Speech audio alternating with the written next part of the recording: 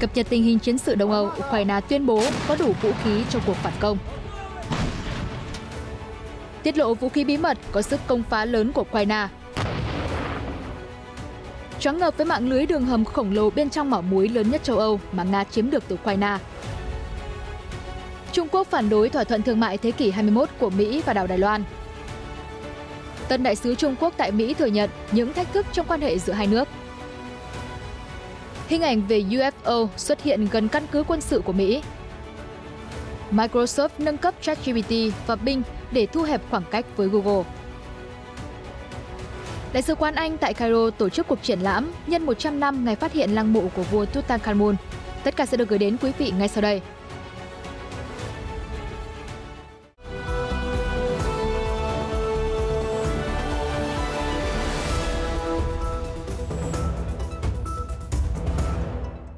Kính chào quý vị đã quay trở lại với chương trình Thế giới hôm nay. Tiếp tục những diễn biến trên chiến trường Đông Âu. Hôm 23 tháng 5, người đứng đầu Tổng cục Tình báo Bộ Quốc phòng Ukraine, ông Kirill Budanov, cho biết nước này đã có đủ những vũ khí cần thiết để bắt đầu kế hoạch phản công. Trong cuộc phỏng vấn với đài truyền hình nhà nước Nhật Bản NHK, ông Budanov không nêu thời điểm cụ thể Ukraine phát động phản công. Tôi chỉ có thể nói rằng nó sẽ sớm bắt đầu. Vị quan chức đồng thời cho biết, để chiến thắng Nga, họ cần cung cấp nhiều nguồn lực hơn. Ông Budanov nói, chúng tôi cần một kho vũ khí và đạn dược lớn, chúng tôi cũng cần máy bay chiến đấu. Hy vọng rằng cộng đồng quốc tế sẽ sẵn sàng giúp đỡ Ukraine. Lãnh đạo tình báo Ukraine kết thúc bài phỏng vấn bằng tuyên bố Kiev đã bắn hạ 90% số tên lửa Nga dùng để tấn công Ukraine. Tuy nhiên, ông không bình luận về thông tin hệ thống phòng không Patriot do Mỹ cung cấp bị phá hủy ở Kiev hồi tuần trước. The Financial Times gần đây nhận định Kiev có khoảng 5 tháng để chứng minh một số bước tiến triển trên chiến trường với Mỹ và các nước phương Tây. Nếu không, chính quyền Tổng thống Zelensky sẽ bị buộc phải ngồi vào bàn đàm phán với Moscow. Theo thông tin độc quyền từ CNN, đài này đã có buổi gặp các chuyên gia về chất nổ và chống nổi dậy ở Vương quốc Anh. Các chuyên gia này đã truyền lại bí quyết chế tạo bom cho quân đội Ukraine ở tiền tuyến. Quan trọng hơn hết là nhóm chuyên gia người Anh này không chỉ hướng dẫn kỹ năng mà còn mang đến các bộ phận khác của quả bom. Nhu cầu thiết yếu của quân đội Ukraine trong thời gian gần đây là xe tăng, máy bay phản lực, các bệ phóng và tên lửa. Tuy nhiên, theo CNN, đôi khi sự trợ giúp hiệu quả lại đến từ những thứ nhỏ nhất như công tắc tinh vi, vi mạch chuyên dụng, kính nhìn ban đêm, thiết bị trinh sát bí mật và cả máy in 3D. Một sĩ quan trong lực lượng vũ trang Ukraine với bí danh là Skip nói với CNN rằng các công cụ được dùng để sản xuất thiết bị nổ. Các binh sĩ có thể sử dụng trên mặt đất, trên không hoặc làm đạn cho máy bay không người lái. Thưa quý vị, giữa tháng 1, quân đội Nga đã tiến vào thị trấn Soledar, nơi tọa lạc của công ty Aterson, khai thác muối lớn nhất châu Âu. Một phóng viên của trang RT đã đến thị trấn thuộc vùng Donbass này để khám phá mỏ muối với sự hỗ trợ của nhóm lính đánh thuê Wagner. Theo trang RT, đây là một trong những mỏ muối lâu đời nhất trên thế giới và nằm ở độ sâu 300 mét dưới lòng đất. Muối là một phần không thể thiếu trong cuộc sống của con người. Đây cũng là một mặt hàng thương mại quan trọng và đôi khi quyết định sự bình ổn kinh tế. Các cuộc chiến đã từng diễn ra để giành lấy quyền sở hữu mỏ khoáng sản này. Soledar không có từ thời Trung Cổ, nhưng thị trấn này lại gắn bó chặt chẽ với nghề khai thác muối. Vào thế kỷ thứ 19, các lớp muối sâu đã được phát hiện ở đây và việc xây dựng các mỏ muối đầu tiên bắt đầu. Sản xuất muối ở Soledar đạt đỉnh điểm vào thời Xô Viết khi doanh nghiệp Artemon chiếm khoảng 40% sản lượng muối trên toàn khối Liên Xô. Trang RT cho hay, tổng khối lượng sản xuất là 218 triệu tấn được khai thác trong vòng 140 năm qua, nhưng vẫn chỉ chiếm khoảng 3% trữ lượng. Điều này có nghĩa là số lượng muối còn lại là rất lớn và đủ để tồn tại trong hơn 1.000 năm. Trong khi đó, các mỏ muối duy nhất còn lại của Ukraine nằm ở phía tây của quốc gia này. Trục của mỏ muối thẳng đứng giống như các trục được sử dụng để xây dựng tàu điện ngầm và hầm tránh bom. Tuy nhiên, trục của mỏ muối sâu hơn nhiều khi dài đến 290 mét dưới lòng đất. Các bức tường được xây dựng tương tự các đường hầm tàu điện ngầm. Muối của Soledar được xuất khẩu sang 22 quốc gia, trong đó các nước nhập khẩu chính là Ba Lan, Áo, Hungary, Phần Lan, Đức và Đan Mạch. Nga cũng là một trong những thị trường nhập khẩu muối hàng đầu. Phóng viên của trang RT đã tiếp cận khu số 3. Đây là một trong những khu lâu đời nhất ở mỏ muối Soledar và thu hút nhiều khách du lịch trước khi chiến sự nổ ra. Người đứng đầu Cộng hòa Nhân dân Donetsk, DPR, tự xưng Denis Pushilin vừa qua đã đến thành phố Artyomov, được Ukraine và những người ủng hộ phương Tây gọi là Bakhmut, để đánh giá sự thiệt hại sau trận chiến khốc liệt kéo dài nhiều tháng giữa Nga và Ukraine tại đây. Trong chuyến thăm, Ông Pushilin đã giải thích lý do tại sao thành phố này được gọi là Artyomov ở Nga thay vì Bakhmut. Theo lãnh đạo DPA, thành phố miền Đông được đổi tên thành Bakhmut dưới thời cựu Tổng thống Ukraine Pyotr Poroshenko, người đã phát động phong trào phi cộng sản hóa để xóa bỏ những dấu vết thời Liên Xô.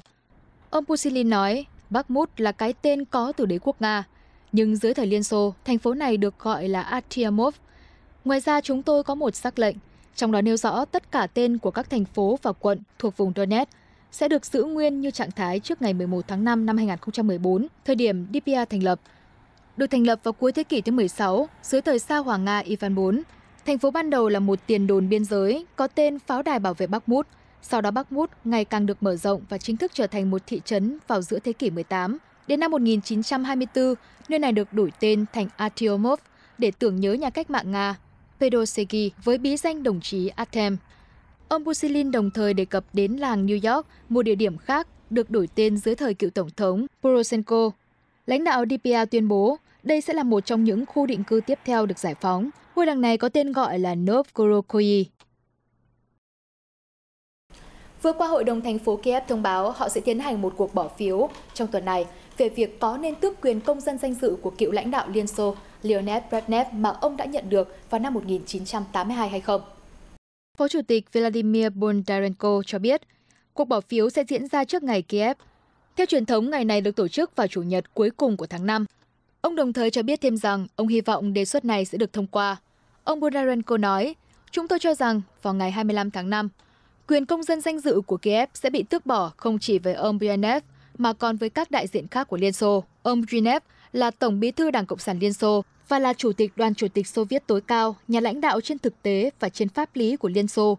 Khi Kiev trao cho ông quyền công dân danh dự, chính trị gia 75 tuổi qua đời vào tháng 11 năm 1982 sau hơn 18 năm cầm quyền. Quê hương của ông Brezhnev được biết đến với cái tên Dnipro-Yezhin từ năm 1936 đến năm 2016. Sau đó nơi này được khôi phục lại với cái tên cũ là Kamenskoye.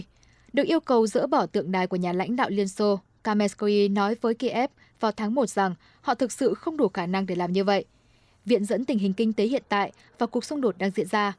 Đề xuất thu hồi quyền công dân danh dự của Brezhnev đã được đưa vào chương trình nghị sự của Hội đồng thành phố Kiev vào tháng 3. Tuần trước, thủ đô Ukraine đã đổi tên 26 đường phố và ga tàu điện ngầm để loại bỏ các từ ngữ liên quan đến Nga. Chuyển qua các tin tức quốc tế nổi bật khác, hôm 23 tháng 5, Bộ Thương mại Trung Quốc cho biết họ kiên quyết phản đối thỏa thuận thương mại vừa mới đạt được giữa Mỹ và đảo Đài Loan. Bắc Kinh kêu gọi Washington hành xử cẩn thận trong các mối quan hệ kinh tế và thương mại với hòn đảo. Trước đó vào ngày 18 tháng 5, Văn phòng Đại diện Thương mại Hoa Kỳ USTR cho biết Washington và đảo Đài Loan đã đạt được thỏa thuận trong phần đầu tiên thuộc sáng kiến thương mại thế kỷ 21. Cụ thể, hai bên đã đạt thỏa thuận về doanh nghiệp quy mô nhỏ, các thủ tục hải quan và biên giới cũng như thực tiễn quản lý. Theo USTR, sau khi thỏa thuận đầu tiên của sáng kiến Mỹ-Đài Loan về thương mại thế kỷ 21 được ký kết, các cuộc đàm phán khác sẽ bắt đầu. Hai bên sẽ thảo luận về nông nghiệp, thương mại, kỹ thuật số, tiêu chuẩn lao động, môi trường, doanh nghiệp quốc doanh và các chính sách liên quan đến phi thị trường. Đại diện thương mại của Mỹ, bà Catherine Tai, tuyên bố thỏa thuận này sẽ củng cố quan hệ giữa Washington và Đài Bắc, đồng thời chứng tỏ các bên cùng thúc đẩy ưu tiên thương mại cho người dân. Bà Tai nói, chúng tôi mong muốn tiếp tục các cuộc đàm phán và hoàn tất một hiệp định thương mại toàn diện để giải quyết các thách thức kinh tế của thế kỷ 21. Về phía Đài Loan, Văn phòng đàm phán thương mại của hòn đảo đã gọi thỏa thuận vừa đạt được với Mỹ mang ý nghĩa lịch sử. Đài Loan mong muốn hoàn tất tất cả các cuộc đàm phán còn lại vào cuối năm nay. Hiệp định thương mại thế kỷ 21 dự kiến sẽ không thay đổi thuế quan hàng hóa. Tuy nhiên, một số nguồn tin ủng hộ cho biết, hiệp định sẽ củng cố mối quan hệ kinh tế giữa Mỹ và đảo Đài Loan, giúp hòn đảo nhận thêm nhiều hàng xuất khẩu hơn từ Mỹ. Mới đây, tân đại sứ Trung Quốc tại Mỹ Tạ Phong cho biết ông sẽ tìm cách tăng cường mối quan hệ hợp tác giữa Bắc Kinh và Washington, nhưng cảnh báo mối quan hệ của hai nước đang phải đối mặt với những thách thức lớn. Sau khi hạ cánh xuống sân bay John Kennedy ở New York hôm 23 tháng 5 để chuẩn bị cho nhiệm vụ đại sứ, ông Tạ Phong nói với các phóng viên rằng tôi đến đây để bảo vệ lợi ích của Trung Quốc. Đây là trách nhiệm thiêng liêng của tôi. Ông nói tiếp, là đại sứ Trung Quốc, tôi đến đây để tăng cường trao đổi và hợp tác giữa Mỹ và Trung Quốc. Theo Reuters, ông Tạ Phong là người đầu tiên chỉ trích Mỹ về các vấn đề thương mại với Trung Quốc và tình hình đảo Đài Loan. Ông Tạ, 59 tuổi, đã từng giữ chức vụ Thứ trưởng Ngoại giao Trung Quốc và giám sát chính sách về Hoa Kỳ. Theo ông Tạ, quan hệ giữa hai nước đang phải đối mặt với những khó khăn và thách thức nghiêm trọng. Người phát ngôn Bộ Ngoại giao Mỹ, ông Matthew Miller nói, Mỹ hoan nghênh sự xuất hiện của ông Tạ. Ông Miller nói, chúng tôi mong muốn được làm việc với tân đại sứ và đội ngũ của ông ấy. Như đã nói, chúng tôi vẫn duy trì các kênh liên lạc với Trung Quốc để quản lý cạnh tranh. Cũng trong ngày 23 tháng 5, Tổng thống Belarus Alexander Lukashenko đã xuất hiện trước công chúng và bác bỏ những đồn đoán cho rằng ông bị bệnh nặng. Tổng thống Lukashenko, 68 tuổi, là một trong những đồng minh thân cận nhất của Tổng thống Nga Vladimir Putin. Tin đồn về tình trạng sức khỏe của ông bắt đầu dấy lên sau khi ông xuất hiện với vẻ ngoài mệt mỏi trong lễ duyệt binh ngày chiến thắng ở Moscow hôm 9 tháng 5. Phát biểu trong cuộc họp với các quan chức chính phủ, ông Lukashenko nói bằng giọng khàn khàn rằng ông bị nhiễm adenovirus, một loại virus gây cảm lạnh thông thường. Nếu ai đó nghĩ rằng tôi sắp chết, hãy bình tĩnh lại, nhà lãnh đạo nói và cho biết ông đã quá bận rộn để có thể nghỉ ngơi dù bệnh này chỉ mất 3 ngày để hồi phục. Tôi sẽ không chết đâu, mọi người sẽ còn thấy tôi trong một thời gian dài sắp tới, ông Lukashenko khẳng định. Lãnh đạo phe đối lập hiện sống lưu vong ở Beirut, bà Sviatlana Tsikhanouskaya, nói với những người ủng hộ gần đây rằng hãy sẵn sàng nắm lấy bất kỳ cơ hội nào để đưa đất nước trở thành một quốc gia dân chủ. Ông Lukashenko đã lãnh đạo Beirut kể từ năm 1994. Năm ngoái, nhà lãnh đạo đã cho phép các lực lượng Nga mượn lãnh thổ để làm bệ phóng cho chiến dịch quân sự đặc biệt ở Ukraine.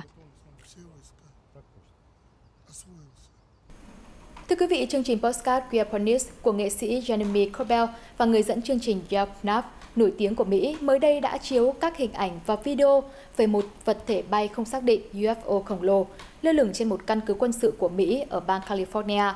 Sự việc đã diễn ra hồi tháng 4 năm 2021. UFO xuất hiện rồi nhanh chóng biến mất khỏi tầm nhìn của 50 lính thủy đánh bộ chứng kiến sự việc. Chương trình Postcard đã mô tả vật thể UFO đó là hình tam giác với 5 chiếc đèn màu đỏ gắn dọc theo các cạnh. UFO lơ lửng khoảng 10 phút trên căn cứ Camp Wilson.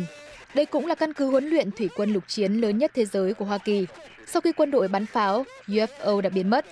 Một trong những nhân chứng nói với ông Campbell là các sĩ quan thủy quân lục chiến đã bối rối trước UFO này. Nó như một thứ xuất hiện từ hư không. Nhân chứng nói, với tấm ảnh tôi chụp, đây chắc chắn không phải là pháo sáng hay vòng chiếu sáng nào cả. Các nhân chứng đã xác định rằng UFO có chiều dài bằng khoảng sải cánh của một máy bay ném bom tàng hình hoặc bằng một nửa chiều dài của sân bóng đá. Nhóm thủy quân lục chiến cho biết, ngay sau khi vật thể này biến mất, hàng chục xe tải và trực thăng quân sự đã tới khu vực. Những chiếc trực thăng bay vòng quanh miền núi xung quanh căn cứ trong vài giờ. Một trong những nhân chứng suy đoán rằng chính phủ Mỹ vẫn đang tìm kiếm chiếc UFO sau khi nó biến mất. Các cơ quan chính phủ Mỹ đã ghi nhận số lần nhìn thấy UFO gia tăng từ năm 2021 đến năm 2022. Tình báo Mỹ đã tổng hợp được 144 trường hợp nhìn thấy UFO trong 17 năm, tính từ tháng 3 năm 2021 trở về trước. Tuy nhiên, chỉ trong 17 tháng sau đó, 366 trường hợp khác được báo cáo, tức là nhiều hơn gấp đôi so với 17 năm trước cộng lại. Ngày 23 tháng 5, tập đoàn công nghệ Microsoft bắt đầu cung cấp một loạt các bản nâng cấp trí tuệ nhân tạo AI, bao gồm trên ChatGPT, công cụ tìm kiếm Bing và các dịch vụ đám mây. Đợt mở rộng này được kỳ vọng sẽ giúp Microsoft rút ngắn khoảng cách cạnh tranh với Google. Một thay đổi quan trọng mà Microsoft tung ra lần này là triển khai kết quả tìm kiếm trực tiếp từ Bing sang ChatGPT. Chatbot này do công ty khởi nghiệp OpenAI phát triển và được Microsoft đầu tư. Tại hội nghị Microsoft Build thường niên, công ty tuyên bố giờ đây ChatGPT có thể lấy kết quả từ trang web tìm kiếm Bing đối với những người dùng đăng ký trả phí. Điều này cũng sẽ sớm được áp dụng với những người dùng miễn phí. Giám đốc điều hành Satya Nadella phát biểu rằng, những thứ mà chúng tôi xây dựng có thể tạo ra sự khác biệt cho 8 tỷ người chứ không phải chỉ cho một nhóm nhỏ nào đó. Công ty này cũng đang mở rộng dịch vụ gọi là plugin cho trang web Bing, sử dụng tiêu chuẩn được OpenAI chấp nhận, bản nâng cấp cho phép các doanh nghiệp giao dịch dễ dàng hơn với người dùng trên công cụ tìm kiếm. Các bản cập nhật cho Bing là một nỗ lực của Microsoft tăng cường nắm bắt thị trường tìm kiếm, ước tính trị giá 286 tỷ đô la Mỹ. Tương tự Microsoft, Google gần đây cũng đã giới thiệu các bản nâng cấp AI cho công cụ tìm kiếm của mình. Liệu người dùng sẽ thích công cụ tìm kiếm của công ty nào hơn? Điều đó vẫn chưa thể dự đoán được vì Google vẫn chưa triển khai rộng rãi các bản cập nhật.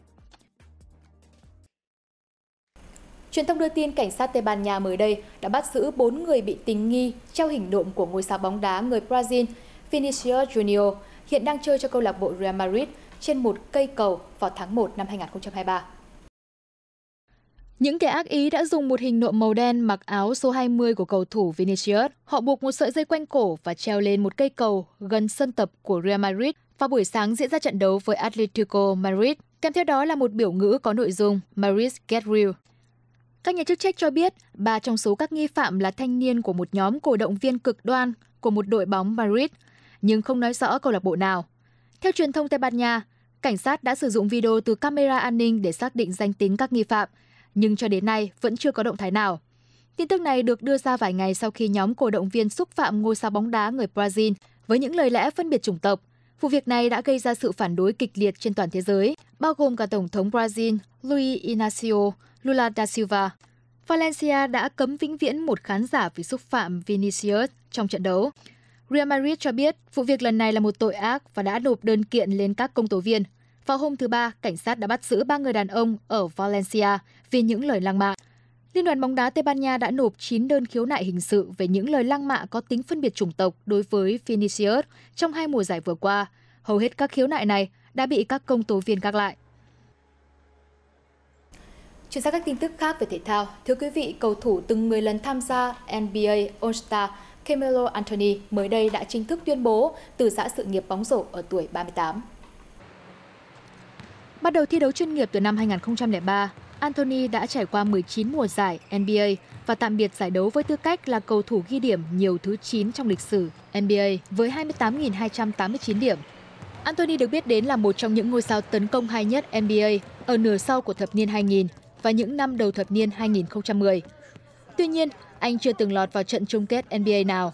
Trong những năm cuối sự nghiệp, gánh nặng tuổi tác đã khiến cho nam cầu thủ sinh năm 1984 không thể duy trì phong độ và gần như mất hút trên đấu trường NBA. Lần cuối người hâm mộ thấy anh thi đấu tại NBA là trong màu áo của đội bóng Los Angeles Lakers ở NBA 2021-2022. Anthony từng là thành viên đội tuyển bóng rổ quốc gia Mỹ với 3 lần giành huy chương vàng Olympic vào các năm 2008, 2012 và 2016. Để tôn vinh vua Tutankhamun, Đại sứ quán Anh tại Cairo mới đây đã tổ chức một cuộc triển lãm đánh dấu 100 năm ngày phát hiện ra lăng mộ của một trong những vị pharaoh nổi tiếng nhất của Ai Cập thời cổ đại này. Triển lãm mang tên Khai phá kho lưu trữ, trưng bày các bức ảnh, thư từ, bản kế hoạch, bản vẽ và nhật ký của nhóm thám hiểm do nhà khảo cổ người Anh Howard Carter dẫn đầu trên con đường tìm kiếm lăng mộ Tutankhamun. Sự kiện tập trung vào các thành viên Ai Cập tham gia đoàn thám hiểm và vai trò của họ. Đại sứ Anh tại Ai Cập Gareth Bailey cho biết họ biết rất rõ về thung lũng của các vị vua. Họ là những chuyên gia, những người tiên phong kề vai sát cánh làm việc với Howard Carter. Các vật phẩm được trao tặng cho Viện Griffith thuộc Đại học Oxford, Anh. Sau khi nhà thám hiểm Carter qua đời, chúng lần đầu được trưng bày ở Anh vào năm ngoái và sau đó được chuyển đến Đại sứ quán Anh ở Ai Cập. Tại cuộc triển lãm, Tổng thư ký của Hội đồng Cổ vật tối cao Ai Cập Mostafa Waziri đã ca ngợi cuộc triển lãm do phái Bộ Ngoại giao Anh tổ chức. Vừa qua, Hoàng hậu Jordan Rania đã tổ chức một lễ tiệc tối ở thủ đô Amman để chào mừng đám cưới sắp tới của con trai cả, Thái tử Hussein và hôn thê Jaiwa Asaf. Đoạn video do văn phòng báo chí của Hoàng hậu Rania công bố cho thấy bà đã trao cái ôm nồng thắm cho con dâu tương lai của mình. Sau đó họ cùng nhau khiêu vũ với khách. Trong bữa tối, Hoàng hậu Rania còn có bài phát biểu ca ngợi cô dâu tương lai Asaf và gia đình. Vợ của vua Abdullah II nói, cuối cùng tôi cũng có một cô con dâu và thật may mắn, đó là Raiwa. Cô ấy cũng quý giá như công chúa Ayman và Sama của tôi. Cô dâu tương lai của Hoàng gia Anh Jordan là cô con gái út của doanh nhân Khalif bin Moshad bin Saad bin Abdulaziz Asaf. Cô là một kiến trúc sư tốt nghiệp Đại học Syracuse ở New York và Học viện Thiết kế Kinh doanh Thời trang ở Los Angeles, Mỹ. Cha cô là giám đốc điều hành tập đoàn Asaf, kinh doanh đa ngành từ chăm sóc sức khỏe, xây dựng tới dịch vụ an ninh. Đám cưới của Thái tử Hussein và hôn thê Asaf dự kiến diễn ra tại thủ đô Amman, Jordan vào ngày 1 tháng 6. Đây cũng sẽ là một ngày nghỉ đối với người dân ở quốc gia Trung Đông này. Và những tin tức vừa rồi đã khép lại chương trình ngày hôm nay của chúng tôi. Cảm ơn sự quan tâm theo dõi của quý vị và các bạn. Hẹn gặp lại quý vị ở những chương trình tiếp theo.